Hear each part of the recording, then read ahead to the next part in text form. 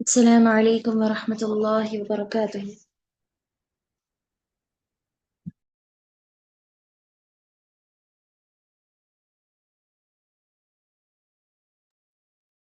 الحمد لله الولي الحميد المبدئ والمعيد. أشهد أن لا إله إلا الله المجيد، وأشهد أن محمدا عبده ورسوله الرشيد. أما بعد، فقال الله عز وجل في كتابه: واذكر ربك إذا نسيت. رب اشرح لي صدري ويسر لي أمري واحلل عقدة من لساني يفقهوا قولي. رب زدني علما.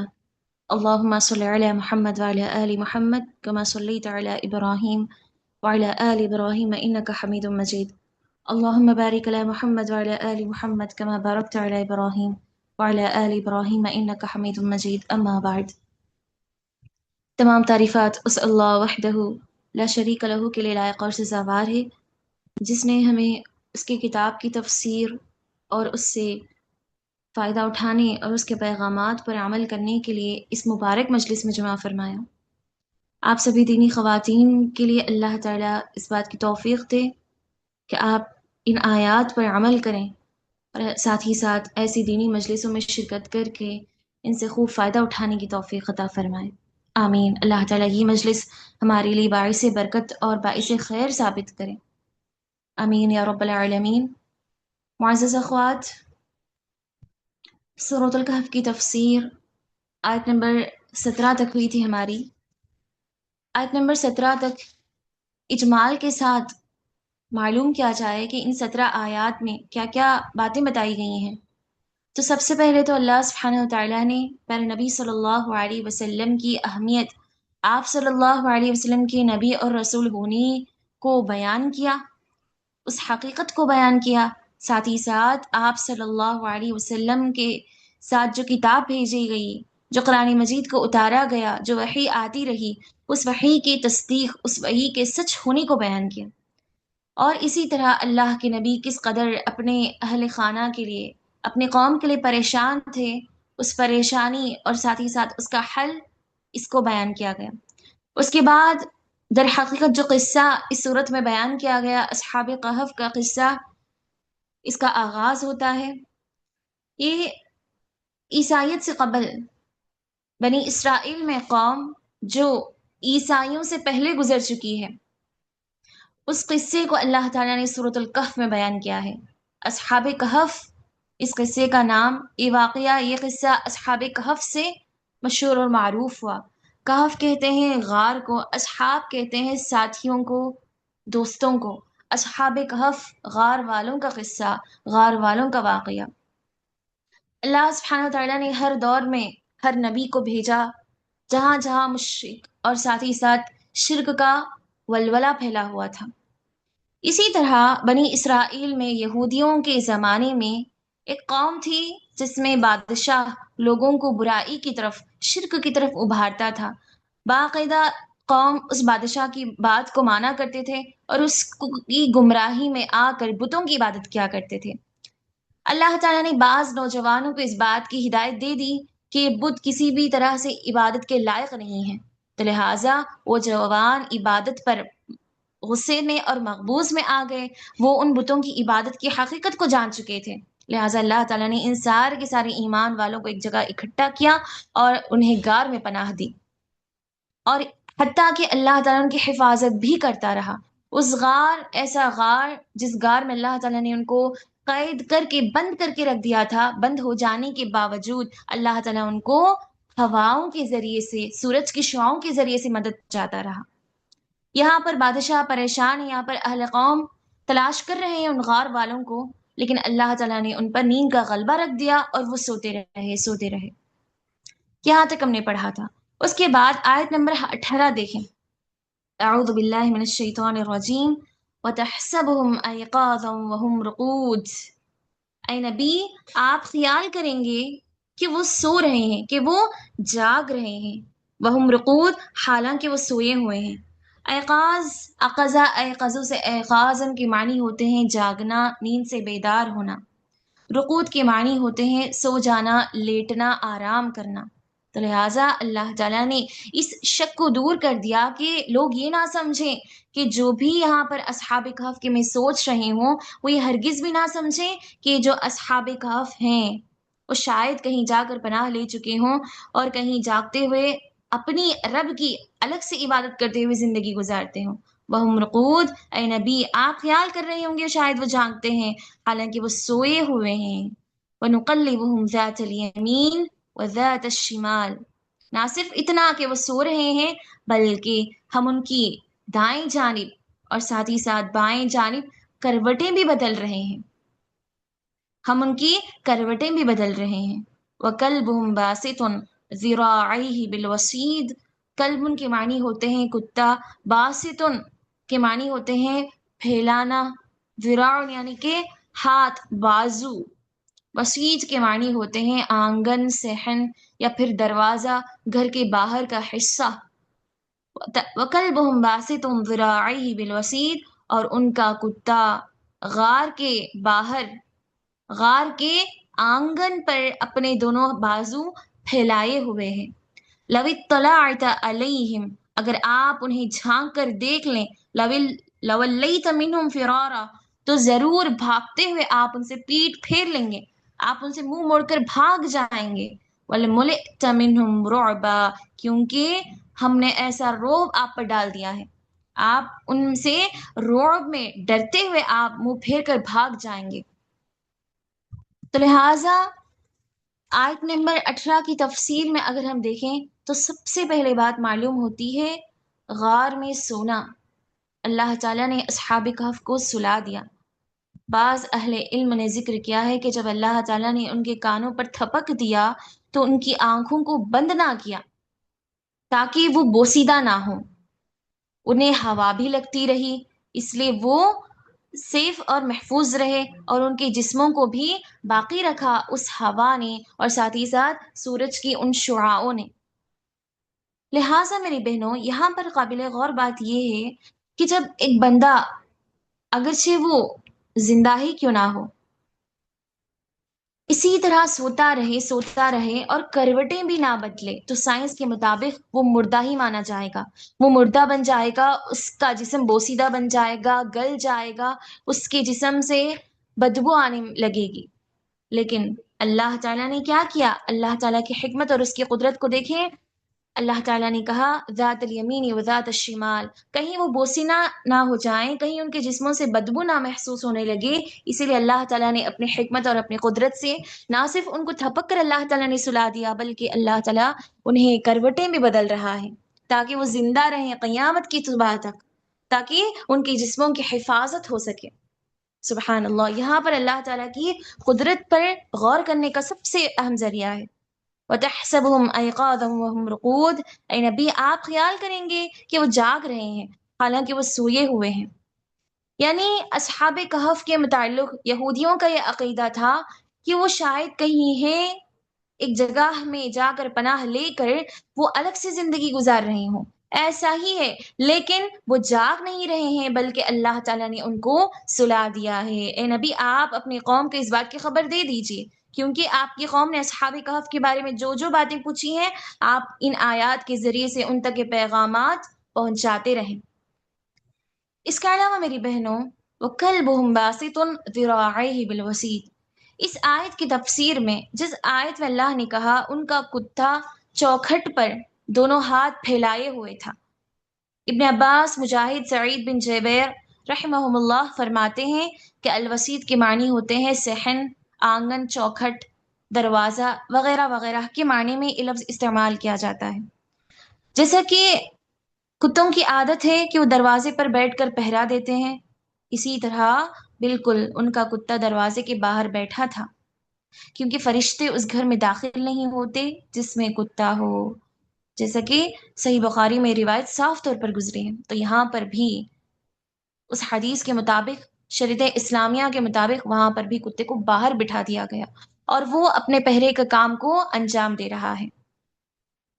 ان کی برکت ان کے کتے کو بھی شامل ہو گئی۔ دیکھیں وہ فضیلت جو ان اصحاب کہف کو ان کے ایمان کی وجہ سے ملی ہے، جن کا ذکر اللہ تعالیٰ نے ایک الگ سے صورت نکال کر الگ سے مستقل طور پر ان آیات میں صرف اور صرف انہی نوجوانوں کے بارے میں ان کے ایمان کو تذکرہ کیا، وہیں اللہ تعالیٰ نے ان کے کتے کا بھی ذکر کیا ہے، ان کے کتے کا نام بھی اللہ تعالیٰ نے باقاعدہ لیا ہے کہ وہ اپنے بازوں کو پھیلائے ہوئے غار کی چوکٹ پر بیٹھ کر ان کی حفاظت کر رہا ہے۔ تو یہاں پر وہ برکت، وہ فضیلت و مقام اور مرتبہ ان نوجوانوں کے ساتھ ساتھ اس کتے کو بھی حاصل ہو گئی، سبحان اللہ۔ یہ بھی بیان کیا جاتا ہے کہ یہ کتا اصحاب کہف میں سے ہی ایک کا شکاری کتا تھا، کیونکہ ان نوجوانوں میں سے ایک جوان آ گیا تھا اپنے ایمان کی حفاظت کرتے ہوئے، تو وہ اپنے ساتھ اپنے کتے بھی کو بھی لے کر آیا، اس نے اپنے دین کی حفاظت کی، لہٰذا اللہ سبحانہ وتعالیٰ نے اس کی اور ساتھ ہی ساتھ ان سارے نوجوانوں کی کتے کے ذریعے سے حفاظت فرمائی۔ اس کے بعد اللہ تعالیٰ نے کہا لَوِ اطَّلَعْتَ عَلَيْهِمْ لَوَلَّيْتَ مِنْهُمْ فِرَارًا وَلَمُلِئْتَ مِنْهُمْ رُعْبًا، یعنی اے نبی اگر آپ انہیں جھانک کر دیکھتے تو پیٹ پھیر کر بھاگ جاتے اور ان سے ڈر کر خوفزدہ ہو کر ہرگز بھی آپ ان کے قریب نہ جاتے۔ یعنی اللہ تعالیٰ نے انہیں اس طرح بنا دیا تھا کہ اگر ان پر کسی کی نظر پڑے تو اس پر دہشت طاری ہو جاتی، تو وہ انسان ڈر جائے گا، حالانکہ وہ زندہ ہیں، حالانکہ ان کے جسموں پر کسی قسم کا عیب نہیں رکھا اللہ تعالیٰ نے، حالانکہ وہ آرام سے سو رہے ہیں، حالانکہ ان پر کسی قسم کا عیب، کسی قسم کی کمزوری نہیں آئی ہوئی ہے، نہ ہی وہ بیمار ہیں، بلکہ ان پر ہوائیں اور سورج کی کرنیں بھی پڑ رہی ہیں، بالکل سیدھے نہیں بلکہ دائیں اور بائیں جانب سے۔ اگر سیدھے سورج کی شعاعیں، اس کی کرنیں کسی ایک انسان پر مکمل طور پر پڑ جائیں تو انسان جل کر راکھ ہو جائے گا، لہٰذا اللہ تعالیٰ ڈائریکٹلی نہیں بلکہ انڈائریکٹلی اللہ تعالیٰ ان کی حفاظت کر رہا ہے۔ تو جب ساری سہولتیں اللہ تعالیٰ نے انہیں عطا کری ہیں، اس کے باوجود اللہ تعالیٰ اپنے نبی سے کہہ رہا ہے کہ نہیں، اگر آپ اور کوئی انسان ان کو دیکھ لے اس ہیبت میں، اس طریقے سے ہم نے انہیں رکھا کہ وہ تو محفوظ ہیں، ان کے اندر تو کوئی عیب نہیں، لیکن کوئی انسان ان کو دیکھ لیتا ہے، ان کے قریب جانا بھی پسند نہیں کرے گا، ویسا روب، ویسا ڈر ہم نے ڈال دیا ہے، سبحان اللہ۔ تو لہٰذا میری بہنوں، یہاں پر اللہ تعالیٰ کی حکمت، اس کے حجت اور اس کی بے پایا رحمت کا اندازہ لگایا جا سکتا ہے۔ اس کے بعد کی آیات دیکھتے ہیں، آیت نمبر 19 اور آیت نمبر 20، ان دونوں آیات کو ہم سب سے پہلے پڑھیں گے ترجمہ کرتے ہوئے۔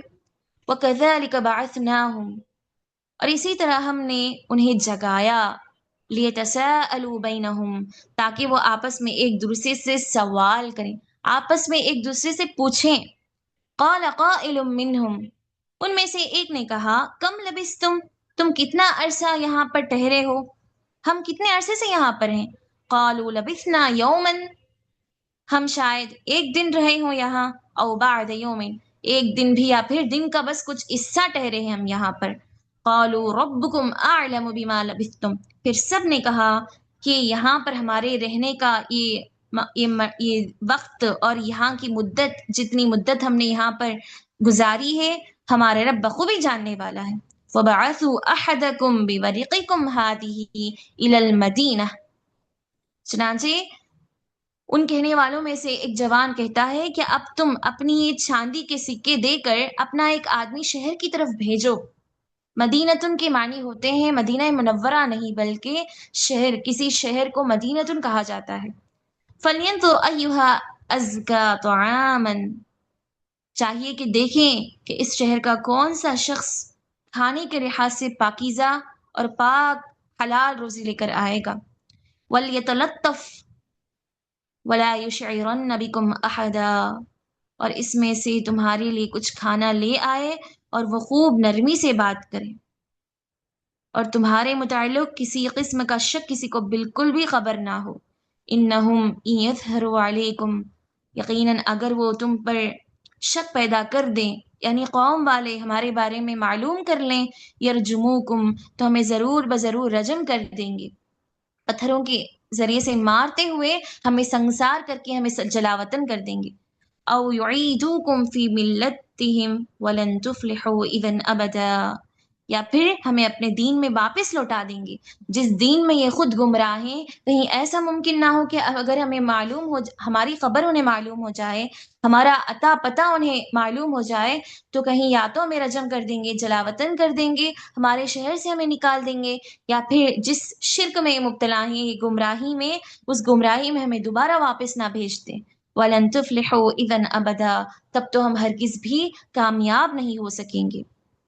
ان دو آیات کی تفسیر میں اللہ تعالیٰ نے فرمایا کہ جب ہم نے انہیں بیدار کیا، ایک مدت تک اللہ تعالیٰ نے انہیں سلا دیا، وہ مدت کتنی تھی اس کی بعد کی آیت میں وہ مدت آ رہی ہے۔ فی الحال یہ دیکھیں کہ اللہ تعالیٰ نے کہا کہ جب ہم نے انہیں ایک مدت تک سلا دینے کے بعد اپنی قدرت سے جب ہم نے انہیں جگایا، بیدار کیا، تو ان کی جسم، ان کے کھال، ان کی بال، ہر چیز بالکل صحیح تھی، تندرست تھی، ان کی حالت اور ان کے جسم میں کسی قسم کا فرق نہ آیا۔ اسی لیے انہوں نے ایک دوسرے سے کہا کہ کم لبستم، ہم یہاں پر کتنا وقت رہے، یعنی انہیں معلوم نہ تھا، انہوں نے سمجھا نہیں کہ کئی سارے عرصے سے ہم یہاں پر رہے ہوں، کیونکہ وہ صحیح سالم تھے، تندرست تھے، اس لیے فرق انہیں معلوم نہیں ہوا۔ اس لیے سب آپس میں کہنے لگے کہ شاید ایک دن یا پھر آدھا دن سے ہم یہاں پر گزار رہے ہوں اپنا وقت، اپنے قوم والوں کے شرک سے بچتے ہوئے اپنے آپ کو ہم یہاں پر ایک دن یا آدھے دن سے پائے ہوئے ہوں۔ لہٰذا قالوا ربکم اعلم بما لبثتم، آپس میں کہہ لینے کے بعد وہ خود آخر کار یہ کہتے ہیں کہ ہمارا رب ہی بہتر جانتا ہے، وہی خوب جانتا ہے کہ جتنی مدت ہم یہاں پر رہے ہیں۔ ہم اس معاملے کو اپنے رب کے حوالے کر دیتے ہیں۔ جب ان اصحاب کہف نے ہی اس معاملے کو اللہ تعالیٰ کے اپنے رب کے حوالے کر دیا، تو ہمارے لیے تو یہ جاننا ضروری نہیں، ہمارے لیے تو ضرورت ہی نہیں اس بات کا علم رکھنا، ہمیں جاننا، اس کی خبر کرنا، اس کی تحقیق کرنا، اس کی تلاش میں پڑھنا، ساری چیزوں کو معلوم کرنا ہمارے لیے ضروری نہیں ہے۔ پر نبی صلی اللہ علیہ وسلم کی ایک حدیث، اللہ کے نبی کہتے ہیں ان الحلال بین و ان الحرام بین، یقیناً قرآن اور حدیث نے ہر حلال چیز کو اور ہر حرام چیز کو واضح کر دیا ہے۔ زندگی گزارنے کا کیا طریقہ ہے، کیا سلیقہ ہے، کس طرح زندگی گزارنا ہے، اور فائدے کی کیا چیزیں ہیں، نقصان پہنچانے والی کیا چیزیں ہیں، ان ساری چیزوں کو قرآن اور حدیث میں بیان کر دیا۔ لہٰذا اگر اصحاب کہف کا یہ قصہ، اصحاب کہف کے سلسلے میں یہ معلوم کرنا کہ انہوں نے کتنی مدت گزاری اور ساتھ ہی ساتھ وہ کتنے تھے نوجوان، اگر یہ جاننا ہمارے لیے ضروری ہوتا، اس سے ہمارے ایمان میں کسی قسم کا فرق آ سکتا، تو ضرور اللہ تعالیٰ اپنی کتاب میں اس کو بیان کر دیتا۔ اللہ تعالیٰ نے اس قصے کو اصل میں اسی لیے بیان کیا تاکہ ان مشرکین مکہ کو جواب مل سکے، ان کی سوالات کا جواب مل سکے، کیونکہ وہ پیارے نبی صلی اللہ علیہ وسلم کو نبی اور رسول ماننے کے لیے پیچھے ہٹ رہے تھے۔ اللہ کے نبی کو جھوٹا نبی اور ساتھ ہی ساتھ جادوگر پتہ نہیں کیا کیا کہہ رہے تھے، تو اللہ تعالیٰ نے اس بات کو سچ ثابت کرنے کے لیے اللہ تعالیٰ نے سورہ کہف کی ان آیات کو نازل کیا اور فرمایا کہ دیکھو اللہ تعالیٰ کی طرف سے واقعی وحی اور اس کی آیات اترتی ہیں اپنے نبی پر۔ اور جو سوال انہوں نے کیا تھا اصحاب کہف کے سلسلے میں، علماء یہود سے سوالات لے کر آئے تھے، وہ علماء یہود جو مدینے کے تھے، ان یہودیوں نے یہ سوال اصل میں اس لیے کیا تھا اصحاب کہف نوجوانوں کے سلسلے میں، تاکہ وہ ایک عجیب مسئلہ، ایک عجیب قصہ سمجھ رہے تھے کہ کوئی غار والے گزر چکے ہیں، ہمارے باپ داداؤں سے ہماری نسلوں میں ہم نے یہ بات سنی تھی کہ کچھ غار والے نوجوان تھے جو غار میں چلے گئے تھے، بس انہیں اتنا معلوم تھا، وہ اس کی تفصیل کو جاننا چاہتے تھے اور چاہتے تھے کہ واقعی یہ صحیح اور سچا نبی ہے تو ہم اس کے ذریعے سے معلوم کریں گے اصل حالات کیا ہیں، اگر یہ بتا نہیں سکتا تو یہ سچا نبی نہیں ہے۔ لہٰذا اللہ تعالیٰ نے نبی صلی اللہ علیہ وسلم کے نبی اور رسول ہونے کی حقیقت کو، اس سچائی کو بیان کرنے کے لیے، ثابت کرنے کے لیے سورہ کہف کی ان آیات کو نازل کیا۔ اس قصے میں حقیقت ہمارے لیے معلوم کرنا بس اتنا ہے کہ اللہ تعالیٰ کی قدرتیں کیا ہیں، کہ اللہ تعالیٰ ایک غار میں کسی کو بند کرنے کے باوجود اللہ تعالیٰ ہر ایک کی حفاظت کرنے پر قادر ہے، اللہ تعالیٰ ان کو روزی روٹی عطا کر سکتا ہے، اللہ تعالیٰ ان کی باتیں، ان کی آوازیں سن سکتا ہے، یہ ساری قدرتیں اللہ تعالیٰ کے اندر موجود ہیں، بس اس قصے سے یہ نصیحتیں حاصل کرنا ضروری ہیں۔ ورنہ کسی کا سوال ہو، کوئی شک میں پڑ جائیں تو اپنے دین کی حفاظت نہیں کر سکتے، اپنے ایمان میں کمزوری پیدا کر سکتے ہوں کہ اصحاب کہف آخر اب کہاں ہیں، یہ نوجوان کس غار میں موجود ہیں، وہ فلاں غار کون سا ہے، اور ساتھ ہی ساتھ یہ کتنے نوجوان تھے، اسی طرح وہ کتنے عرصے تک سلائے جانے کی بعد اٹھائے گئے۔ اللہ تعالیٰ نے ایک عرصے تک انہیں سلایا اور اٹھایا، جیسے کہ ابھی ہم نے اس آیت کو پڑھا۔ اس کے بعد ہمارے لیے جاننا کہ کتنے سال کتنے عرصے تک وہ سوئے تھے، ساری چیزیں ہمارے لیے جاننا ضروری نہیں ہے، بس ایمان اور یقین ہونا چاہیے۔ اس کے بعد میری بہنوں دیکھیں اللہ تعالیٰ نے کیا کہا اس آیت میں، فَبَعَثُوا أَحَدَكُمْ بِوَرِقِكُمْ هَٰذِهِ، یعنی انہی میں سے ایک نے کہا کہ کوئی جائے یہاں سے نکلے اور ہمارے پاس جو چاندی کے سکے ہیں وہ لے کر جا کر کچھ کھانے پینے کی چیزیں لے کر آئے، تاکہ ہم کھا پی کر جو ہے اپنے آپ کو طاقت پہنچائیں اور اللہ تعالیٰ کی عبادت میں مصروف ہو جائیں۔ تو لہٰذا اپنے گھروں سے جب وہ روانہ ہو رہے تھے، اسی وقت انہوں نے اپنے ساتھ چاندی کے کچھ درہم لے لیے تھے تاکہ بوقت ضرورت انہیں استعمال کر سکیں۔ انہیں میں سے کچھ درہم انہوں نے اسی وقت اللہ تعالیٰ کے راستے میں صدقہ کر دیے تھے، اور جتنے بھی بچے تھے ان کے پاس باقی تھے وہ انہوں نے اپنے ساتھ غار میں لے کر آئے۔ اور اس کے بعد انہی میں سے انہوں نے ایک شخص کو بھیجا کہ جاؤ کھانے پینے کا انتظام کر کے لے کر آؤ۔ فَلْيَنْظُرْ أَيُّهَا أَزْكَىٰ طَعَامًا، اور کیا کہنے لگے وہ آپس میں کہ پاکیزہ روزی کھائیں گے، پاکیزہ رزق لے کر آؤ۔ تو لہٰذا ایک ایمان والے کی خوبی اور ایک ایمان والے کی سب سے اہم نشانی یہ ہوتی ہے کہ وہ کسی بھی مجبوری کی حالت میں، کتنا بھی وہ مجبور ہو، جتنا بھی وہ محتاج ہو، یہ ہرگز بھی پسند نہیں کرتا کہ وہ آسان راستے کو اپنا کر بغیر کسی مشقت اور محنت کے حرام راستے کو اپنائے۔ وہ خودداری کو، محنت کرنے کو، پاکیزہ اور حلال روزی کو پسند کرتا ہے۔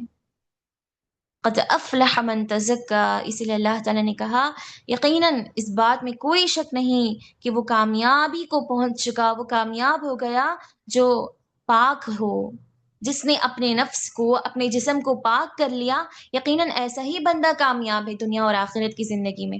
مطلب اللہ تعالیٰ کو راضی کرنے کے لیے خود اپنی روح کو بھی پاک کرتا ہے، اپنے دل کو بھی ہر عیب سے اور گناہ سے پاک کرتا ہے، اور اپنے جسم کو بھی حلال غذا پہنچاتا ہے۔ ایسا ہی بندہ اصل میں حقیقت میں کامیاب انسان ہے۔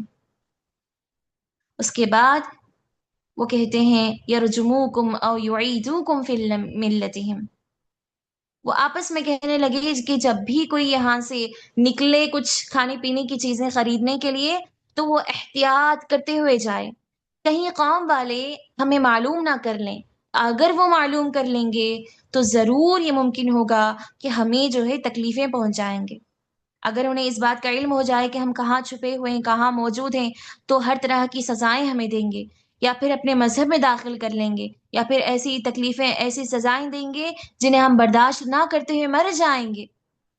اس لیے ان سبھی نے اس بات پر اتفاق کیا کہ ہمیں ان سب سے بڑھ کر آخرت کی کامیابی ہی ضروری ہے، لہٰذا احتیاط سے جاؤ۔ اس کے بعد دیکھیں میری بہنوں،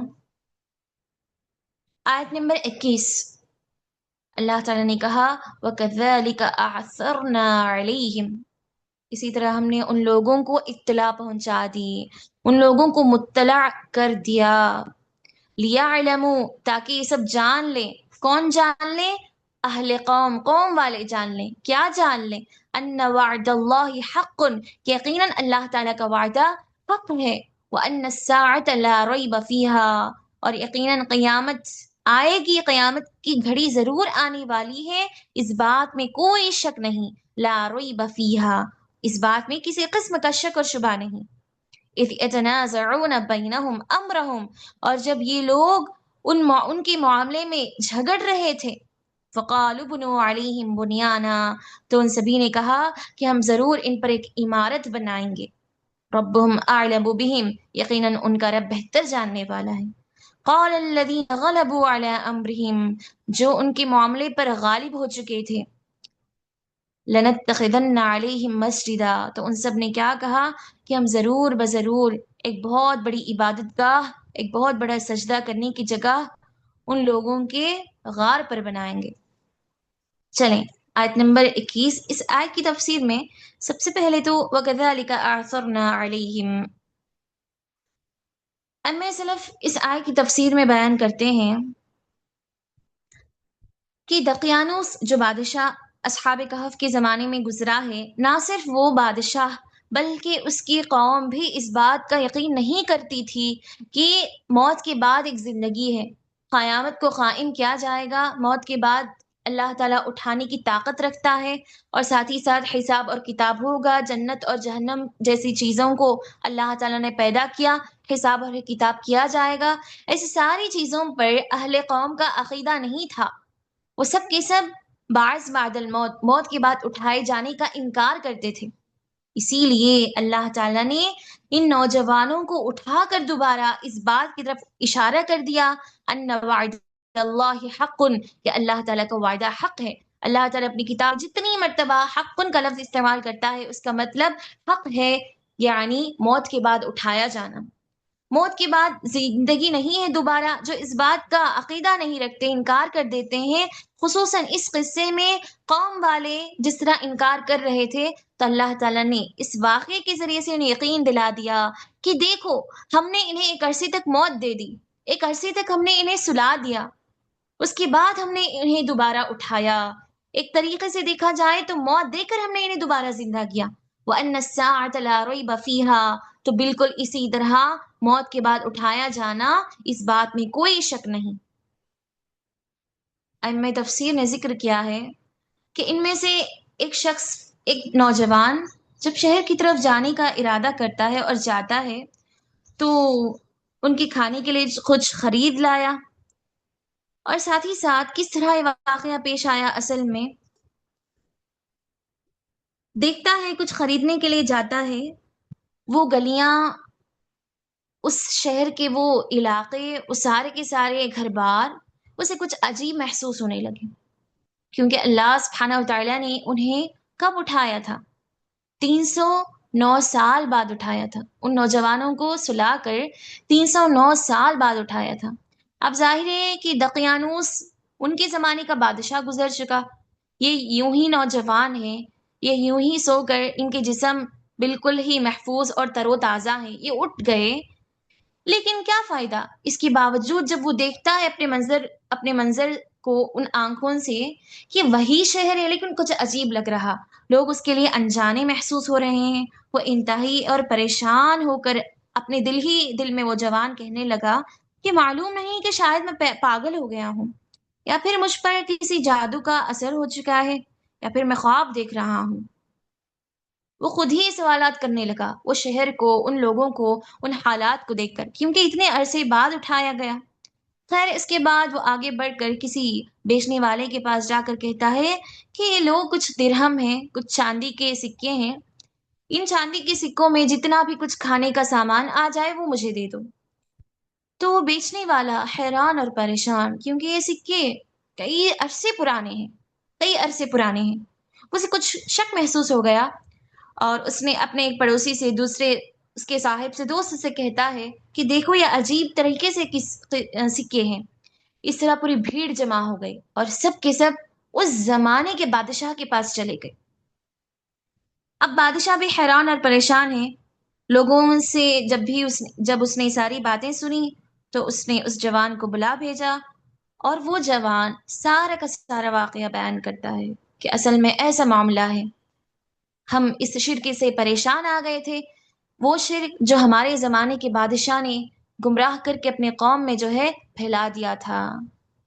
وہ سارا واقعہ بیان کرنے کے بعد بادشاہ کہتا ہے کہ چلو جس غار میں تم موجود ہو وہ غار کی ہمیں زیارت کرواؤ۔ وہ بادشاہ ظالم تو نہیں تھا دقیانوس بادشاہ کی طرح، لیکن وہ جاننا چاہتا تھا کہ اصل وہ غار کیا ہے، ان کا اصل واقعہ کیا ہے۔ تو کہنے لگا کہ مجھے اپنے غار کے اندر جانے دو تاکہ میں اپنے تمہارے جتنی بھی تمہارے ساتھی ہیں ان سے ملاقات کر سکوں، ان سے بھی بات کر سکوں۔ ایسا ہی ہوا، جب وہ نوجوان ان کو غار کی طرف لے جاتا ہے تو سبھی کے سبھی ملاقات کرتے ہیں وہ نوجوان۔ اس سے قبل وہ نوجوان کہتا ہے کہ آپ رہیں یہیں پر، آپ باہر ہی رہیں، میں اندر جا کر غار کے میرے ساتھیوں کو پہلے اطلاع کر دیتا ہوں کہ آپ سبھی ملاقات کرنے کے لیے آئے ہیں۔ اس وقت وہ نوجوان جب اندر چلا گیا تو اسی وقت وہ غار کا دروازہ خود بخود اللہ تعالیٰ کی قدرت سے بند ہو گیا۔ کس طرح بند ہوا یہ اللہ تعالیٰ بخوبی جانتا ہے۔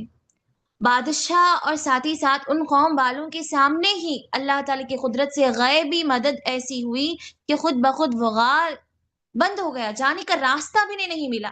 اللہ تعالیٰ نے اب اس مرتبہ ایسی حفاظت فرمائی ان نوجوانوں کی کہ کسی بھی دشمن کا خطرہ اب ان کے پاس نہیں تھا۔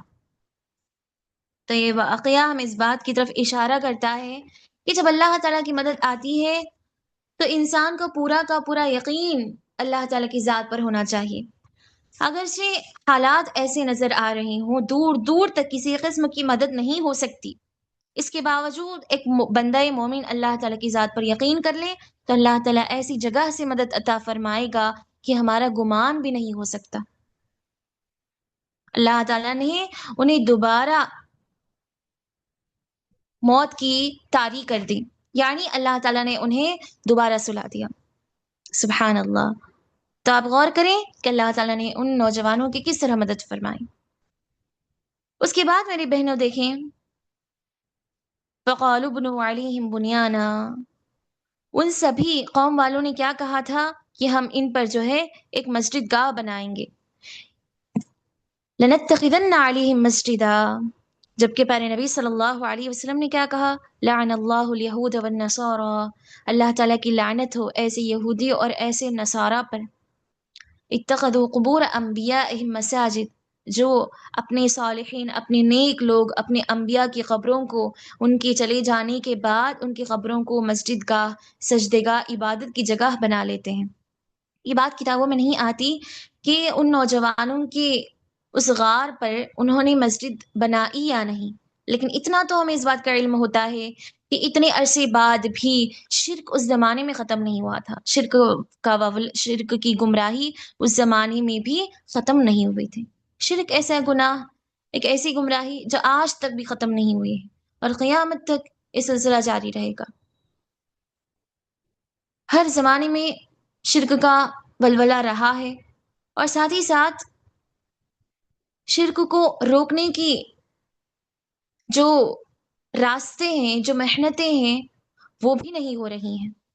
آج ہم تو مشرک نہیں ہیں اللہ تعالیٰ کے شکر اور احسان سے، لیکن شرک کو، اس کے راستے کو نہ روکنے کی کوشش ہمارے اندر ہے، نہ وہ شوق، نہ جستجو آج ہمارے اندر ہے۔ اسی لیے تو اللہ تعالیٰ کا عذاب ہر طرح سے آ رہا ہے، ایسی بارشیں جو نفع بخش نہیں ہیں، ایسا حکمران جو ظالم ہے، ایسے سارے راستے جس میں مسلمانوں کو صرف اور صرف نقصان پہنچایا جا رہا، اس میں یہ ہرگز نہ کہیں ہم مسلمان کہ اللہ تعالیٰ کی طرف سے نہیں، بلکہ یہ ان کی جانب سے ہے، یہ فلاں کی جانب سے ہے۔ نہیں، اگرچہ راستہ جیسا بھی ہو، اگرچہ ذریعہ کوئی اور بنا ہے، کوئی اور چیز، کوئی اور راستہ بنا ہے، لیکن اس میں غلطی، اس میں گناہ ہم مسلمانوں کا ہی ہے۔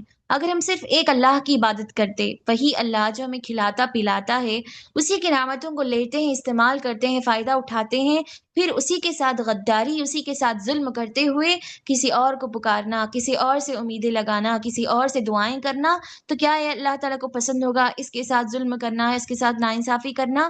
اسی لیے طرح طرح کے عذابات آج دنیا بھر میں موجود ہیں۔ اللہ تعالیٰ ہماری حفاظت فرمائے۔ اس کے بعد میری بہنوں، آیت نمبر 22 کی تفسیر ہم دیکھتے ہیں۔ سَيَقُولُونَ ثَلَاثَةٌ رَابِعُهُمْ، ان قریب کچھ لوگ کہیں گے کہ وہ نوجوان تین ہیں، رابعہم کلبہم، اور ان کا چوتھا ان کا کتا ہے۔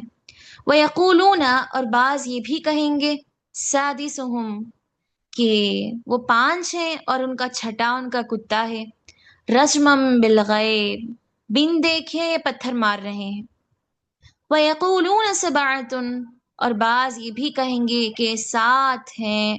وَثَامِنُهُمْ كَلْبُهُمْ، اور ان کا آٹھواں ان کا کتا ہے۔ قل اے نبی آپ کہہ دیجئے، ربی اعلم بعدتہم، ان کی اصل گنتی تو میرا رب ہی جانتا ہے زیادہ۔ ما یعلمہم الا قلیل، وہ بس کچھ تھوڑا ہی جانتے ہیں، زیادہ نہیں جانتے، جو ایسی باتوں کا دعویٰ کرتے ہیں۔ فلا تماری فیہم الا مراء ظاہرا، لہذا آپ بحث نہ کریں ایسے معاملات پر، جتنا ظاہری ہمیں نظر آ رہا اس ظاہر کو دیکھ کر ہرگز بھی فیصلہ نہ کیا جائے۔ وَلَا تَسْتَفْتِ فِيهِم مِّنْهُمْ أَحَدًا، اور آپ ان کی بابت ان کے بارے میں کسی سے پوچھیں بھی نہ۔ چلیں اس آیت کی تفسیر میں سب سے پہلے اصحاب کہف کی تعداد بتائی جا رہی ہے۔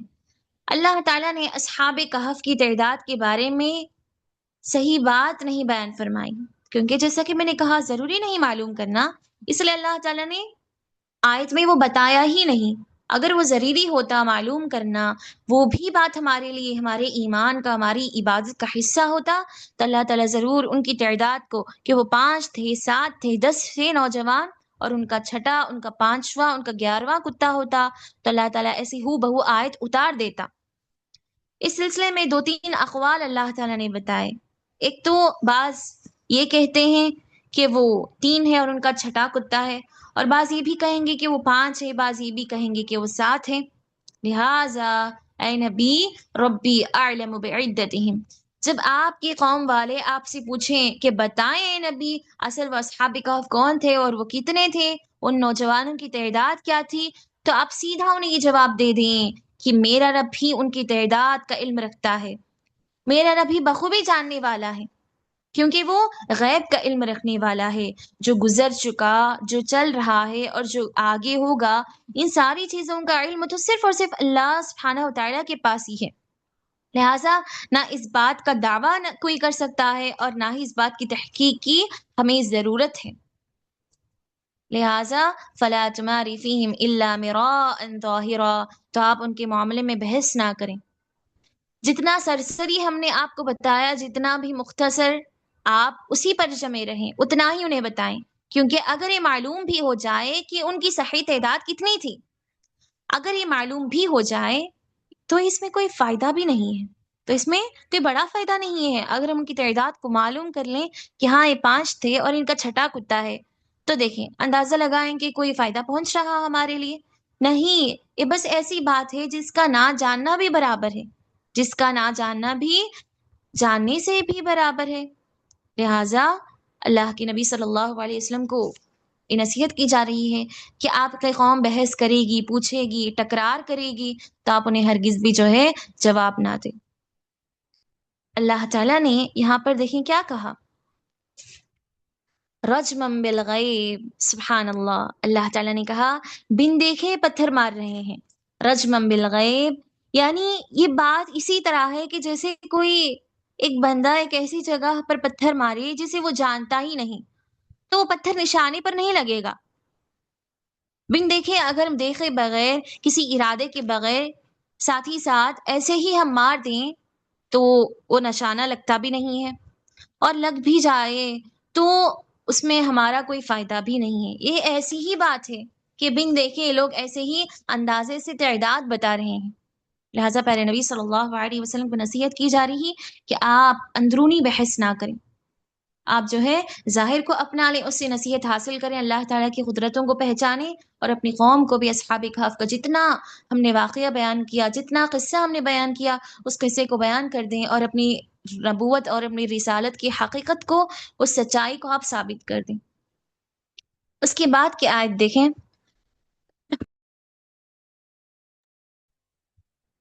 وَلَا تَقُولَنَّ لِشَيْءٍ، اور آپ کوئی بات نہ کہیں، کیسی بات؟ انی فاعل ذلک غدا، آپ جب بھی کوئی کہیں بات، کسی بھی کام کا آپ ارادہ کریں، تو بس اتنا آپ نہ کہیں کہ میں ضرور اسے کل کرنے والا ہوں، کل وہ کام میں ضرور کروں گا۔ الا ان یشاء اللہ، مگر آپ کو یہ بھی کہنا چاہیے کہ اگر اللہ چاہے۔ وَاذْكُرْ رَبَّكَ، اور آپ اپنے رب کو یاد کریں، کب؟ اذا نسیت، جب آپ اسے بھول جائیں، جب آپ اپنے رب کو یاد کرنا بھول جائیں تو فوراً اپنے رب کو یاد کر لیں۔ وَقُلْ عَسَىٰ أَن يَهْدِيَنِ رَبِّي، تو امید ہے کہ اللہ تعالیٰ آپ کے لیے کوئی راستہ نکال دے، لِأَقْرَبَ مِنْ هَذَا رَشَدًا، آپ کی رہنمائی کے لیے کوئی راستہ اللہ تعالیٰ آپ کے لیے نکال دے۔ تو دیکھیں اس آیت کی تفسیر میں اللہ سبحانہ وتعالیٰ نے انشاء اللہ کی فضیلت کو بیان کیا ہے۔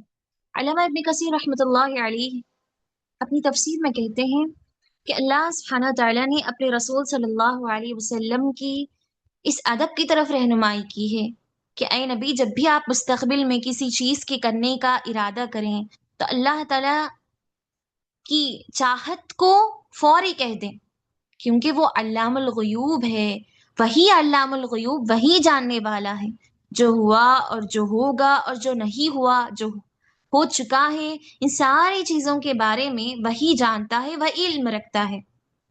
اگر وہ ہوتا تو کس طرح ہوتا؟ ایسے ساری چیزوں کا علم اللہ تعالیٰ کے پاس ہے۔ اسی لیے اے نبی، جب بھی آپ کسی کام کے، کسی چیز کے، اگرچہ وہ بات جتنی بھی چھوٹی کیوں نہ ہو، بڑا بڑا معاملہ، بڑے بڑے معاملات ہی نہیں، چھوٹے سے چھوٹے معاملات بھی کیوں نہ ہو، ابھی ہم وہ کام 5-10 منٹ بعد بھی کرنے والے ہیں، اس کے باوجود آپ اپنی زبان سے ہمیشہ اللہ تعالیٰ کو یاد کرنے رہیں۔ اور یاد کرنے کا ذریعہ کیا ہے؟ اپنے آپ کو محتاج، عاجز، اپنے آپ کو بندہ قرار دینے کا، کہ انشاءاللہ کہیں کہ اگر اللہ تعالیٰ چاہے تو میں ضرور یہ کام کروں گا، ضرور میں بات کہوں گا۔ اس طرح قدم قدم پر اللہ تعالیٰ کو یاد کرنے کا یہ بہترین ذریعہ ہے انشاءاللہ کہنا۔ یہ بھی ایک طرح کی تعریف ہے اللہ سبحانہ وتعالیٰ کی۔ اگر انشاءاللہ بندہ نہیں کہتا تو اگرچہ وہ کام ہمارا پورا ہو جائے لیکن اس میں نقص پایا جائے گا، وہ کام جو ہے معیوب ہو جائے گا، ایک تو مکمل نہیں ہوگا وہ کام ہمارا، یا پھر ہو بھی جائے تو ہم اس سے خوش نہیں ہوں گے، اس میں وہ برکت نہیں آئے گی جو برکت اللہ تعالیٰ کے نام سے انشاءاللہ کہہ کر، بسم اللہ کہہ کر شروع کیا جاتا ہے۔ اس لیے وہ واقعہ دیکھیں آپ، صحیح بخاری اور صحیح مسلم میں پہلے نبی صلی اللہ علیہ وسلم نے جو واقعہ بیان فرمایا، قال سلیمان بن داؤد، جب سلیمان بن داؤد نے، یعنی داؤد علیہ الصلوۃ والسلام کے بیٹے سلیمان علیہ الصلوۃ والسلام نے کیا کہا تھا، لَأَطُوفَنَّ اللَّيْلَةَ عَلَىٰ 70 امْرَأَةً، کہ میں یقیناً آج کی رات ضرور بضرور 70 عورتوں کے پاس جاؤں گا، یعنی میری جتنی بھی عورتیں ہیں ان سب کے پاس آج میں رات گزاروں گا ایک ہی رات میں۔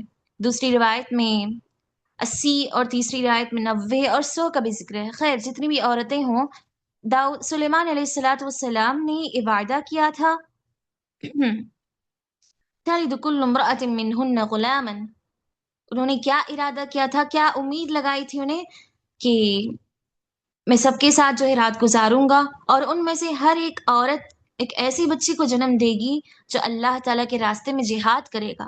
یہ میرا ارادہ ہے، اس ارادے کے ساتھ میں آج کی رات ہر ایک عورت کے پاس جا کر گزاروں گا۔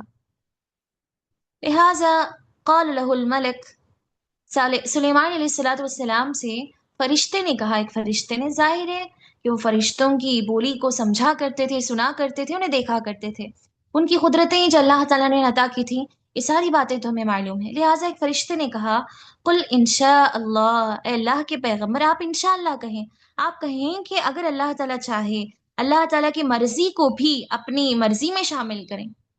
فلم یقل فطاف، انہوں نے نہیں کہا، اور اسی طرح سبھی عورتوں کے پاس چلے گئے اور سب کے ساتھ انہوں نے رات گزاری۔ فلم منہن الا امرأۃ واحدہ، لیکن اس کے باوجود انشاءاللہ نہ کہنے کا، اپنی مرضی میں، اپنی چاہت میں اللہ تعالیٰ کی مرضی کو نہ ملانے کا نتیجہ کیا نکلا، کہ صرف ایک عورت نے بچے کو جنم دیا، اور وہ کیسا تھا، نصف انسان، آدھا انسان، ہر طرح کے عیب سے بھرپور ایک معیوب بچے کو اس عورت نے جنم دیا۔ فقال رسول اللہ صلی اللہ علیہ وسلم، اللہ کے نبی کہتے ہیں، واللہ والذی نفسی بیدہ، قسم اس ذات کی جس کے ہاتھ میں میری جان ہے، کہ اگر وہ نبی اللہ کے پیغمبر سلیمان علیہ الصلوۃ والسلام انشاءاللہ کہہ دیتے، لم یحنس وکان درکا لحاجتہ، تو اللہ تعالیٰ ان کی ساری حاجتوں کو پورا کر لیتا اور تمام کے تمام بچے پیدا ہو جاتے، اور ہر ایک اللہ تعالیٰ کے راستے میں جہاد کرنے والا ایک شہسوار نکلتا۔ سبحان اللہ۔ تو قابل غور بات ہے کہ ہر کام سے پہلے اللہ تعالیٰ کو یاد کرنا، ہر کام سے پہلے اللہ تعالیٰ کی تعریف کرتے ہوئے اس کام کا آغاز کرنا، اپنی ساری مرضیوں میں اللہ تعالیٰ کی مرضی کو بھی شامل کرنا، اللہ کی تسبیح اور اس کی تعریف سے اپنی زندگی کا آغاز، اپنی زندگی کے دن اور رات کو گزارنا کس قدر انسانی زندگی میں اہمیت رکھتے ہیں۔ ذرا سوچیں کہ آج ہم اٹھتے ہیں، سوتے ہیں، کھاتے ہیں، پیتے ہیں، بیٹھتے بھی ہیں تو ہر وقت اللہ تعالیٰ کو یاد کریں، بسم اللہ کے ذریعے سے اپنے ہر کام کا آغاز کریں، ہر وقت بسم اللہ کہیں، ہر کام سے پہلے انشاءاللہ کہیں، ہر وقت اللہ تعالیٰ کی تعریف، اللہ تعالیٰ کی حمد و ثنا کیا جانا بہت ہی اہمیت کے حامل ہے، اور اس سے بے شمار فائدے بھی اللہ تعالیٰ نے بتائے ہیں. جیسا کہ اس صورت کے شروعات میں ایک گزر چکا ہے کہ اس صورت کا سبب نزول کیا ہے. کہ پیارے نبی صلی اللہ علیہ وسلم سے جب اصحاب کہف کے بارے میں سوال کیا گیا تو آپ نے کیا کہا تھا کہ میں تمہیں اس بارے میں کل بتاؤں گا. تو اسی آیت میں وہی بتایا گیا کہ انی فاعل ذلک غدا. آیت نمبر 23 میں دیکھیں، انی فاعل ذلک غدا. اللہ کے نبی نے کہا کہ میں اس سوال کا جواب تمہیں کل دوں گا ضرور، اور آپ نے انشاءاللہ نہ کہا، جس کی وجہ سے 15 دن تک وہی بند ہو گئی تھی. اسی لیے اللہ تعالیٰ اس آیت میں وہ بات یاد دلا کر کہہ رہا ہے کہ آپ انشاءاللہ کہا کریں ہر بات سے پہلے، اس بات کی عادت ڈالا کریں آپ. وَاذْكُرْ رَبَّكَ إِذَا نَسِيتَ. اور جب اللہ کا نام لینا بھول جائیں تو جب بھی یاد آئے اس وقت انشاءاللہ کہہ دیں.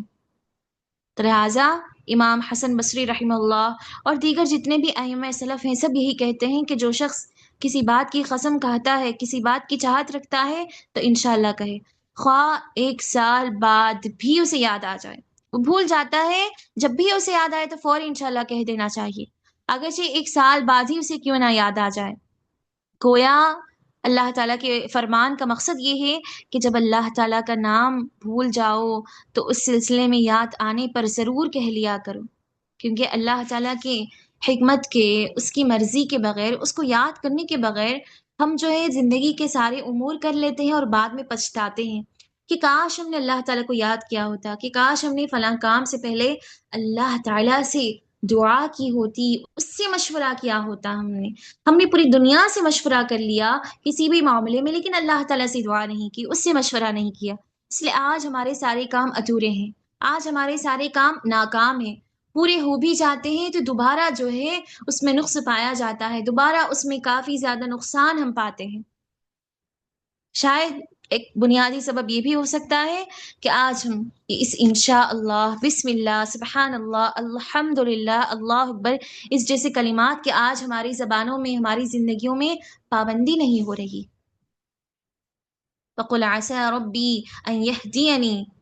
شاید ممکن ہے کہ اگر آپ انشاءاللہ سے کسی کام کا آغاز کر دیں بسم اللہ، اللہ تعالیٰ کی تعریف سے، تو امید ہے کہ اللہ تعالیٰ اس معاملے میں اللہ تعالیٰ آپ کی رہنمائی فرمائے، اللہ تعالیٰ آپ کی ہر طرح سے مدد فرمائے گا جب آپ خود اللہ تعالیٰ کو یاد کریں گے.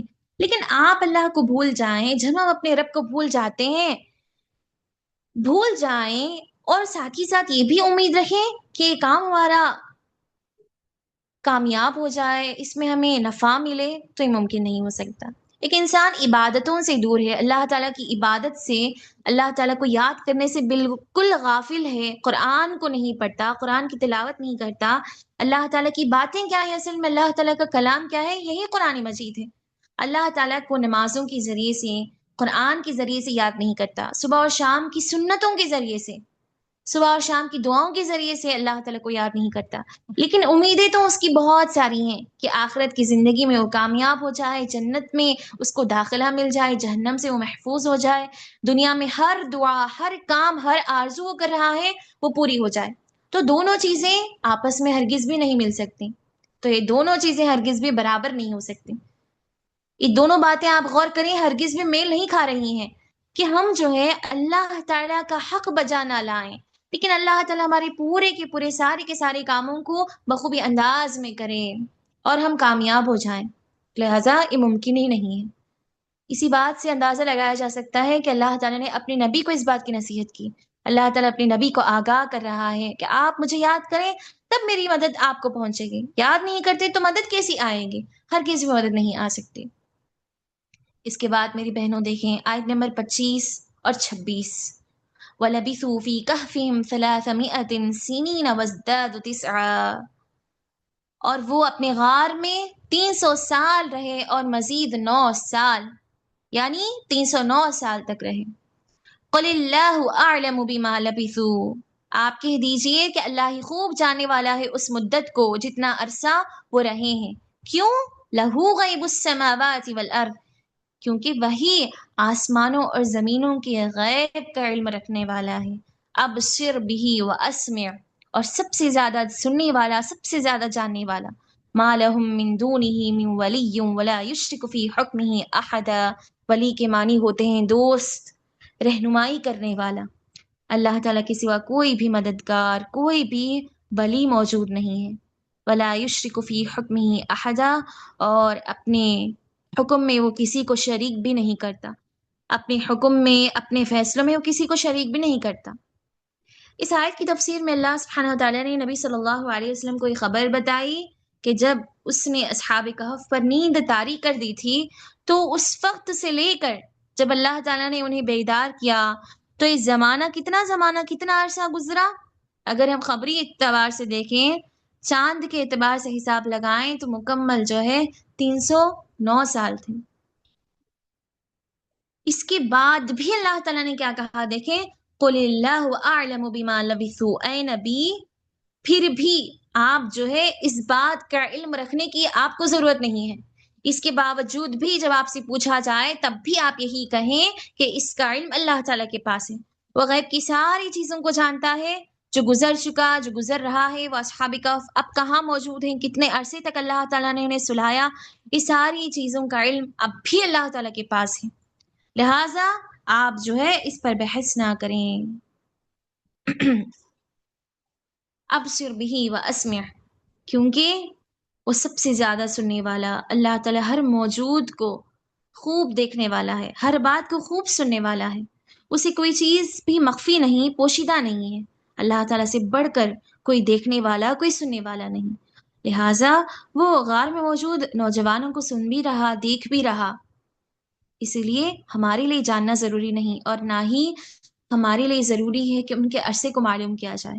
بس اللہ تعالیٰ نے آیت نمبر 25 میں کہا کہ وہ 300 سال اور مزید 9 سال، 309 سال کو اللہ تعالیٰ نے انہیں سلا دیا.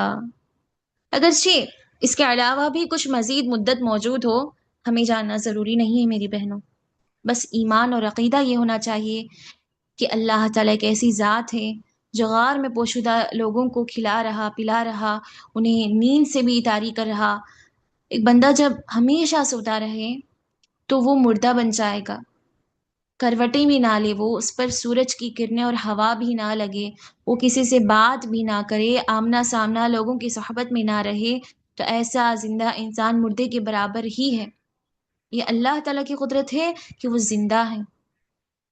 یہ قدرت کی نشانی کو بیان کرنا ہی مقصد ہے اللہ تعالیٰ کا اصحاب کہف کے قصے کو بیان کر کے، تاکہ مشرکین مکہ جو پیارے نبی صلی اللہ علیہ وسلم کا انکار کر رہے اور ساتھ ہی ساتھ آپ کو جھٹلا رہے تھے کہ وہ ایمان لے آئیں. یہ ایمان تو نہیں لا رہے، لیکن بس مذاق اڑا رہے. ما لهم من دونه من ولی ولا یشرک فی حکمہ احدا، یعنی اللہ تعالیٰ ہی ساری مخلوقات کو پیدا کرتا ہے اور ساری کائنات میں اسی کا حکم چلتا ہے. وہ اس کے حکم کو کوئی ٹال نہیں سکتا. اس کا کوئی نہ مدد کرنے والا، نہ اس کا کوئی شریک ہے، نہ اس ذات گرامی کا کوئی نصیر ہے، نہ کوئی اس کا وزیر ہے. اسی لیے ان سب اس کی ساری باتوں کو ماننا ضروری ہے. وہ ہر عیب سے پاک ہے.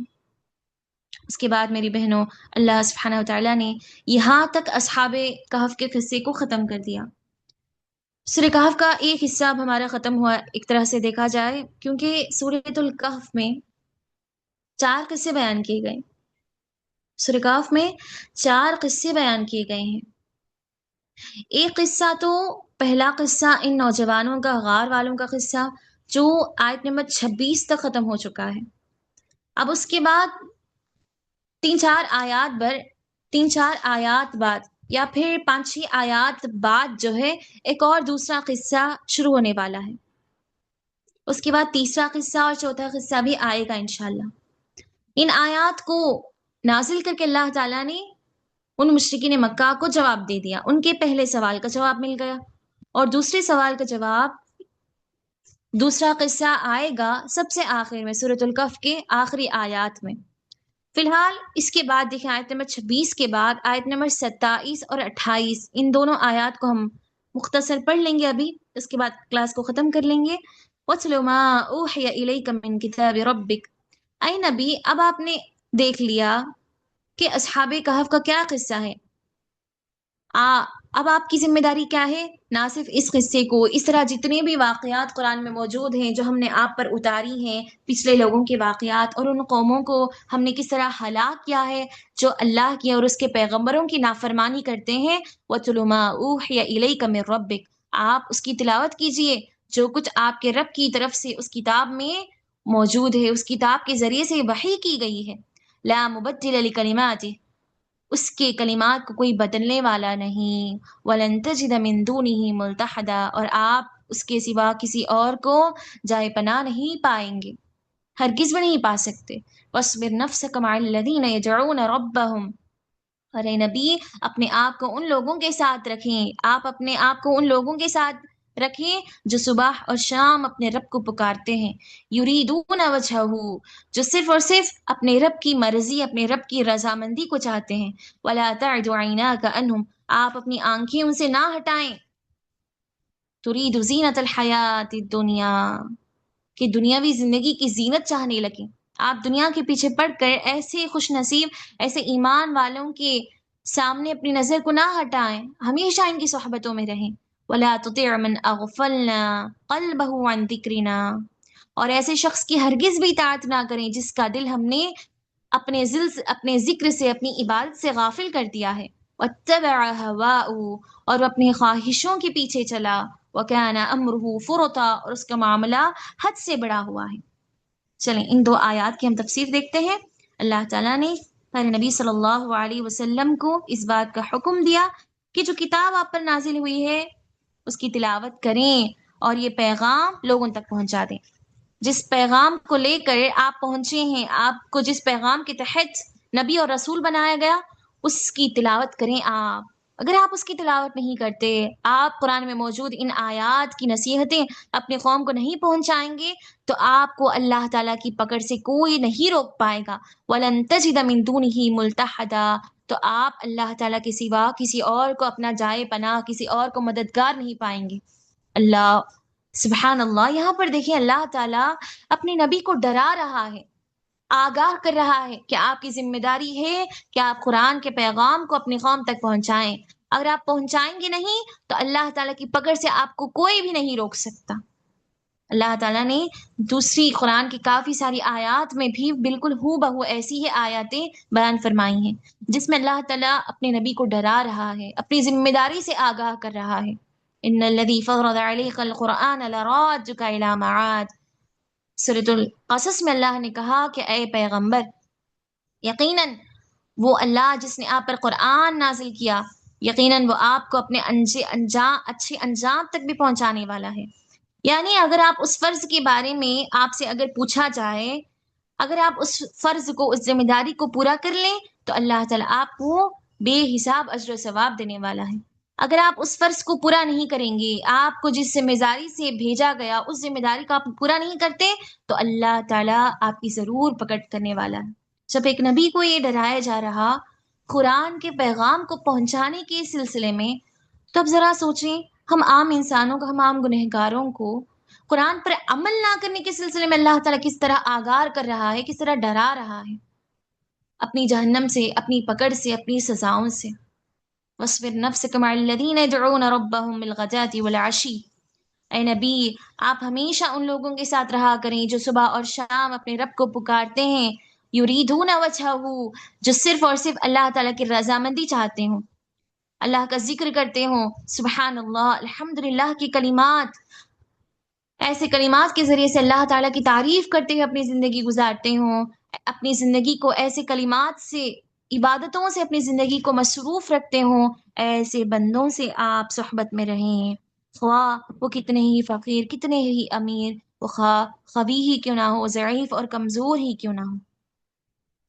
اصل میں میری بہنوں، یہ جو فلاں آیت نازل ہوئی، اس آیت کی تفسیر اس طرح ہے، اس آیت کا پسی منظر کچھ اس طرح ہے کہ صحیح مسلم میں امام مسلم نے اس بات کو روایت کیا کہ سعد بن ابی وقاص رضی اللہ عنہ بیان کرتے ہیں کہ پیارے نبی صلی اللہ علیہ وسلم کے ساتھ میں، یعنی کہ سعد بن ابی وقاص اور ہم 6 آدمی اللہ کے نبی کے پاس بیٹھے ہوئے تھے ایک مرتبہ، اور ہمیشہ ہم آپس میں اللہ کے نبی کے ساتھ ہمیشہ اللہ کے نبی کی مجلس میں، آپ کے دربار میں بیٹھا کرتے تھے۔ کون؟ بلال رضی اللہ عنہ، عمار، صہیب، خباب بن ارد، عبداللہ بن مسعود، سعد بن ابی وقاص۔ یہ ایسے صحابہ ہیں، اگر دنیا کی نظر سے دیکھا جائے تو سارے کے سارے غلام، کمزور، فقیر، محتاج، اور جسم کے اعتبار سے بھی بڑے کمزور تھے۔ عبداللہ ابن عباس، عبداللہ ابن مسعود رضی اللہ عنہ کے سلسلے میں کتابوں میں یہ بات آتی ہے کہ ابن مسعود کی پیر بڑے نازک ہوا کرتے تھے، بڑے کمزور، بڑے دبلے ہوا کرتے تھے۔ اور خباب بن ارت کون ہے؟ ایک غلام تھے۔ اور صہیب رومی تو بڑے کمزور۔ عمار بن یاسر کو تو بہت زیادہ ستایا جاتا تھا۔ بلال رضی اللہ عنہ کے واقعے کو، ان کی سزاؤں کی، ان کے آزمائشوں کے واقعے کو کون نہیں جانتا؟ تو یہ 5-6 صحابہ ایسے تھے جو اللہ کے نبی کے ساتھ بیٹھا کرتے تھے، آپ کی صحبت میں رہ کر قرآن اور حدیث کے علم کو سیکھا کرتے تھے۔ اسی طرح ایک مرتبہ جب یہ 5-6 صحابہ ایک مرتبہ اللہ کے نبی کے پاس بیٹھے ہوئے تھے، تو مشرکین مکہ، قریش کے جو بڑے بڑے سردار تھے، انہوں نے کہا تھا اللہ کے نبی سے کہ ہم آپ سے اکیلے بیٹھ کر بات کرنا چاہتے ہیں، آپ اکیلے ان کے پاس بیٹھے ہیں، اور جتنے بھی آزو بازو کمزور صحابہ غلام ہیں، آپ ان سے ہٹ جائیں، ان کے پاس نہ بیٹھیں، بلکہ آپ ہمارے ساتھ الگ سے ایک مجلس جما کر بیٹھا کریں۔ اسی وقت اللہ تعالیٰ نے اس آیت کو نازل کر کے اپنے نبی کو منع کر دیا اس حرکت سے۔ وَلَا تَطْرُدِ الَّذِينَ يَدْعُونَ رَبَّهُم بِالْغَدَاةِ وَالْعَشِيِّ، سورہ انعام میں آیت ہے کہ اے نبی، آپ ہرگز بھی ان کی طرف نہ جائیں، ان کی طرف سے منہ نہ پھیر لیں جو صبح شام اللہ تعالیٰ کا ذکر کرتے ہیں۔ وَاصْبِرْ نَفْسَكَ مَعَ الَّذِينَ يَدْعُونَ رَبَّهُم بِالْغَدَاةِ وَالْعَشِيِّ، پیارے نبی صلی اللہ علیہ وسلم قریب تھا کہ وہ عمل کر گزرے۔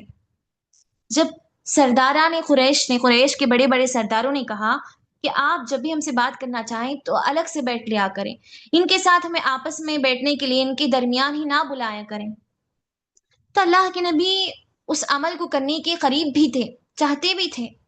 اسی وقت اللہ تعالیٰ نے آیت نازل کر کے اپنے نبی کو اشارہ کر دیا اور منع کر دیا۔ اس کے بعد دیکھیں اللہ تعالیٰ نے کیا کہا،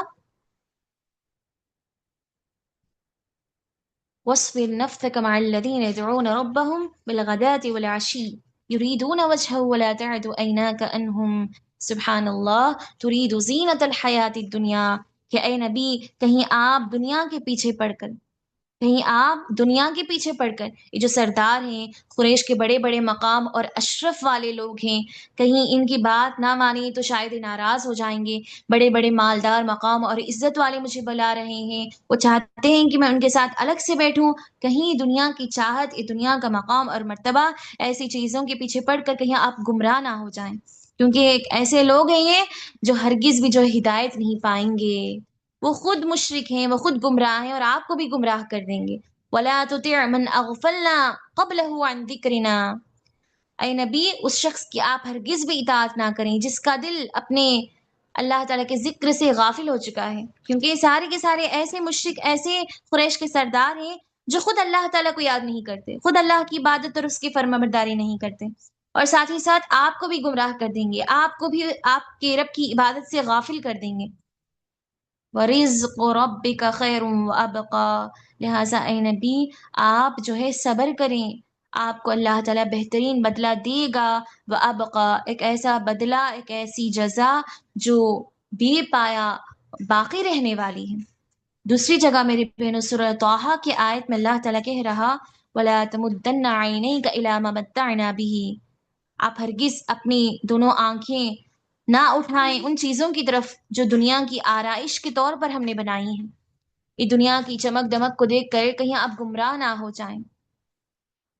لِنَفْتِنَهُمْ فِيهِ، جو دنیا کی چمک دمک ہم نے رکھی ہے اور جن لوگوں کو ہم نے اس دنیا کی دمک چمک میں مبتلا کر دیا، گمراہ کر دیا، یہ کیوں ہم نے بنایا؟ لِنَفْتِنَهُمْ فِيهِ، تاکہ ہم ان کے ذریعے سے ان کی آزمائش کر سکیں۔ وَرِزْقُ رَبِّكَ خَيْرٌ وَأَبْقَى، لہٰذا اے نبی آپ اب گمراہ نہ ہو جائیں، آپ کے لیے بے حساب اجر و ثواب رکھا گیا۔ تو لہٰذا میری بہنوں یہاں تک آیت نمبر 28 تک ہم نے پڑھا۔ آپ ان آیات کو ترجمے کے ساتھ، معنی کے ساتھ اور تفسیر کے ساتھ ایک مرتبہ پڑھ کر آئیں، اور ساتھ ہی ساتھ اگر ممکن ہو تو ضرور سنیں بھی انشاءاللہ۔